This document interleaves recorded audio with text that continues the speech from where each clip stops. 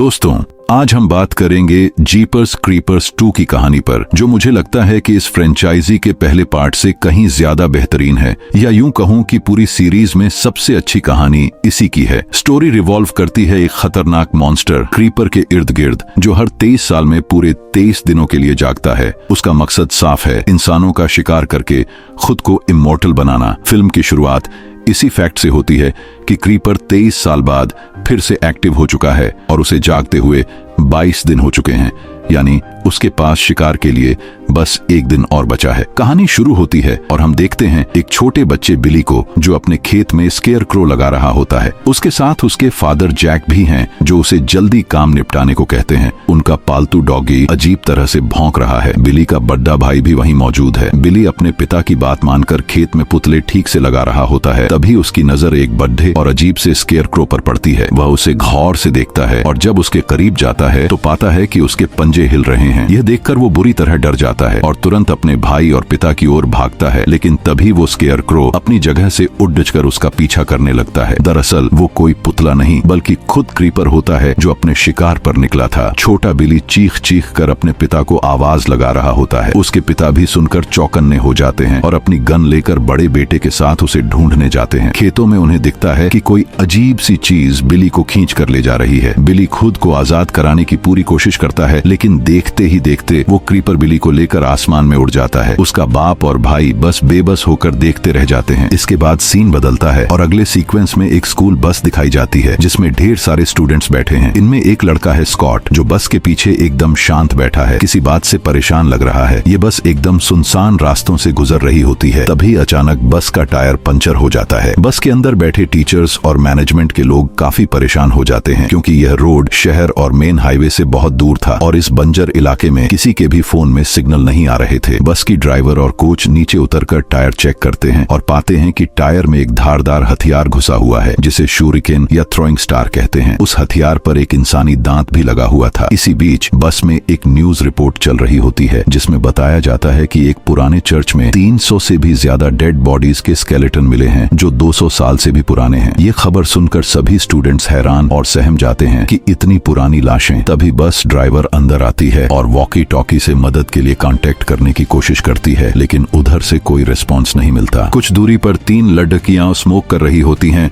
तभी कोच वहां आ जाता है और उन्हें ऐसा करते देख लेता है। लड़कियां झट से अपनी सिगरेटें छिपा देती हैं। कोच उन्हें सिर्फ इतना कहता है कि स्मोकिंग से कैंसर होता है और चला जाता है। अब कुछ देर में बस ड्राइवर भी वहां आ जाती है और उन लड़कियों के साथ स्मोक करने लगती है। थोड़ी देर बाद बस ड्राइवर डिसाइड करती है कि वो स्पेयर टायर यूज करके आगे का सफर जारी रखेंगे, ताकि अपनी मंजिल तक पहुंच सकें। इसलिए सभी लोग वापस बस के अंदर आ जाते हैं और वे लोग वहां से निकल पड़ते हैं। दूसरी तरफ हम जैक को देखते हैं, जो अपने बेटे का बदला लेने के लिए एक खतरनाक हथियार बना रहा होता है। रात होते ही स्टूडेंट्स में से एक लड़ी डीएच की मिक्सी को एक सपना आता है। वह अपने सपने में उस लड़के को देखती है जिसे क्रीपर ने पहले पार्ट में मारा था। साथ ही जैक का बेटा बिली भी दिखाई देता है। वे दोनों उसे बता रहे होते हैं कि क्रीपर उनकी बस की तरफ आ रहा है। मिक्सी देखती है कि क्रीपर ने उनकी बस पर एक और थ्रोइंग स्टार फेंका है, जिससे बस का एक और टायर पंचर हो जाता है। हैरानी की बात यह है कि मिक्सी ने सपने में जो देखा, असल में वही हुआ। बस का एक टायर सचमुच पंचर हो गया। इसके बाद बस ड्राइवर सभी स्टूडेंट्स को बस से बाहर जाने का ऑर्डर देती है, ताकि कोच फ्लेयर जला सके और मदद बुला सके। सब बाहर आ जाते हैं और कोच उन फ्लेयर्स को जलाकर सड़क पर रख देता है, ताकि कोई उनकी हेल्प कर सके। जब बस ड्राइवर फिर से टायर चेक करती है तो देखती है कि इस बार भी एक थ्रोइंग स्टार लगा है, जो पहले वाले से भी ज्यादा अजीब था। वह यह बात दूसरे कोच के साथ शेयर करती है और दोनों हैरान और डर जाते हैं। लेकिन तभी क्रीपर आता है और सड़क पर फ्लेयर्स रख रहे उस दूसरे कोच को उठा कर ले जाता है। किसी को कुछ समझ नहीं आता कि यह क्या हो गया, इसलिए ड्राइवर और कोच सभी स्टूडेंट्स को बस के अंदर जाने को कहते हैं। सब अंदर चले जाते हैं और क्रीपर एक बार फिर आता है और इस बार बस ड्राइवर को उठा ले जाता है। स्टूडेंट्स में से एक लड़का यह सब देख लेता है और डर जाता है। कोच उससे पूछता है कि क्या हुआ, जिस पर वो कहता है कि कोई उड़ने वाला क्रीचर ड्राइवर को ले गया। कोई भी उसकी बात पर यकीन नहीं करता कि कोई कैसे किसी को उड़ाकर आसमान में ले जा सकता है। लड़का कहता है कि यह कोई मनगढ़ंत कहानी नहीं है, उसने अपनी आंखों से देखा है। उसकी बात सुनकर बस में हलचल मच जाती है, लेकिन कोच सबको शांत करने की कोशिश करता है। तभी वो क्रीपर फिर से आता है और इस बार कोच को ही पकड़ DDH लेता है और उसे भी अपने साथ ले जाने लगता है। कुछ स्टूडेंट्स उसे बचाने की कोशिश करते हैं पर कामयाब नहीं हो पाते और क्रीपर उसे भी उड़ा कर ले जाता है। अपनी आंखों के सामने यह सब देखकर वो स्टूडेंट्स बहुत डर जाते हैं। वे जल्दी से बस को अंदर से लॉक कर लेते हैं, लेकिन क्रीपर एक बार फिर आ जाता है। वो बस के पीछे वाले शीशे से इन सभी स्टूडेंट्स को देखने लगता है। वो उन्हें देखकर अपनी जीभ लपलपाता है और उन्हें अच्छे से देखने के बाद वहां से उड़ जाता है। यह देखकर मिक्सी एक बार फिर बेहोश हो जाती है और इस बार उसकी आंखें एकदम सफेद हो जाती हैं। उसे एक सपना आता है जहां वह खेतों में एक स्केयरक्रो देखती है। यहां वह एक बार फिर क्रीपर को देखती है और साथ ही पार्ट 1 वाले LDDH के डेरी को भी, जो कुछ गा रहा होता है। मिक्सी उससे पूछती है कि वह क्या कर रहा है, जिस पर वो कहता है कि क्रीपर 23 साल बाद 23 दिनों के लिए खाने के लिए जागता है। मिक्सी पूछती है कि वह क्या खाता है, जिस पर डेरी जवाब देता है कि हम इंसानों को। तभी मिक्सी होश में आ जाती है और वह अपने ख्वाब के बारे में सभी को बताती है। वह कहती है कि उसने एक लड़के को देखा है जो उसे बता रहा था कि वो क्रीपर हम सबको मारकर खा जाएगा। कोई भी उसकी बात पर विश्वास करने को तैयार नहीं था, लेकिन मिक्सी की मेंटल कैपेसिटी काफी अच्छी थी। जब भी क्रीपर उनके आसपास होता, वो दोनों लड़के उसकी यादों में आ जाते थे, जो एक तरह का क्लू था कि कोई खतरा आने वाला है। दूसरी तरफ जैक और उसका बेटा एक कार के पास पहुंचते हैं। वो देखते हैं कि कार की हालत बहुत खराब थी और वो समझ जाते हैं कि यह सब क्रीपर का किया धरा है। तभी कार में रखे वॉकी टॉकी पर कोई हेल्प मांग रहा था। वो उन्हीं स्टूडेंट्स में से एक लड़का था जो उन्हें पुलिस समझकर मदद मांग रहा था। वो कहता है कि वो डरावना क्रीचर उन्हें मार डालेगा, प्लीज आकर उन्हें बचा लीजिए। यह सुनकर जैक और उसका बेटा बताई हुई लोकेशन की तरफ बढ़ाने लगते हैं। दूसरी तरफ वो क्रीपर बस के ऊपर आता है और एक स्टूडेंट के सिर को पकड़ लेता है। वह उसे ले जाने लगता है, लेकिन तभी स्टूडेंट्स में से एक लड़की उस क्रीपर की आंख में एक रॉड घुसा देती है। क्रीपर उस लड़के को छोड़ देता है, जिसके बाद वह अपनी आंख से उस रॉड को निकालता है।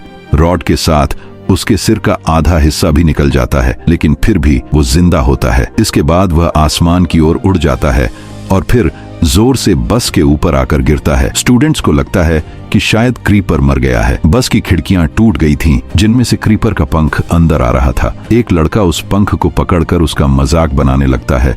तभी क्रीपर उस लड़के को पकड़ लेता है और उसका सर उसकी बॉडी से अलग कर देता है। फिर एक लड़की देखती है कि क्रीपर खुद ही अपना सर अलग करके फेंक रहा है और उसी स्टूडेंट के सर को अपनी गर्दन पर लगा लेता है। ऐसा करने के बाद वो उड़कर वहां से चला जाता है। उसके वहां से जाते ही ये लोग मौके का फायदा उठाकर बस से निकलकर भागने लगते हैं ताकि अपने लिए कोई सेफ जगह ढूंढ सकें। और अब क्रीपर पीछे से उन स्टूडेंट्स का शिकार करने लगता है। वो अपना एक नाइफ स्कॉट को मारता है, जिसकी वजह से स्कॉट एक पेड़ में फंस जाता है। उसके दोस्त उसे निकालने की कोशिश करते हैं। सभी दोस्त नाइफ निकालने में तो कामयाब हो जाते हैं, लेकिन फिर भी क्रीपर स्कॉट को उठाकर अपने साथ ले जाता है। उसकी दोस्त यह देखकर चीखती रह जाती है। मिक्सी, जो अपने ग्रुप से अलग हो चुकी थी, उसे जैक और उसका बेटा मिल जाते हैं। वो लोग मिक्सी को लेकर बस की तरफ बढ़ने लगते हैं। दूसरी तरफ एक स्टूडेंट बस के अंदर आता है, जहां 2 स्टूडेंट्स पहले से ही मौजूद थे। वे उससे पूछते हैं कि कहीं क्रीपर उसके पीछे तो नहीं आया। वह कहता है कि नहीं, और उन्हें कोई भी सेफ जगह नहीं मिली, इसलिए वो वापस आ गया। तभी क्रीपर वहां आकर जोर से उसके सिर को दबाता है, जिससे वह बेहोश हो जाता है। तभी मिक्सी, जैक और उसका बेटा उस बस तक पहुंच जाते हैं, जिसके बाद जैक उस क्रीपर को देख लेता है। वह अपने हारपून से उस क्रीपर पर हमला करता है, जिससे क्रीपर जख्मी हो जाता है और वहां से भाग जाता है। फिर उन 3 स्टूडेंट्स को एक कार नजर आती है, जिसमें बैठकर वो वहां से जाने लगते हैं। वो क्रीपर वापस आ जाता है और उनका पीछा करने लगता है, जिस वजह से वो लड़का कार के तेजी से ब्रेक लगा देता है। क्रीपर तेजी से उस कार से टकरा जाता है। इस टक्कर में 2 लोग तो बच जाते हैं, लेकिन एक की टांग बुरी तरह जख्मी हो जाती है। क्रीपर का भी हाथ, पैर और एक पंख जख्मी हो जाते हैं, लेकिन क्रीपर उस लड़के को मारने की कोशिश करता है जिसकी टांग जख्मी थी।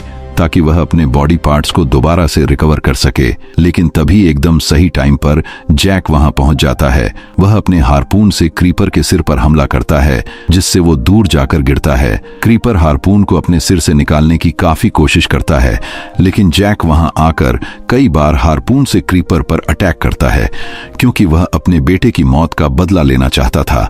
लेकिन बावजूद इसके वो क्रीपर मरता नहीं, बल्कि वो सो जाता है, क्योंकि आज 23वां दिन था और उसके जागने के दिन पूरे हो गए थे।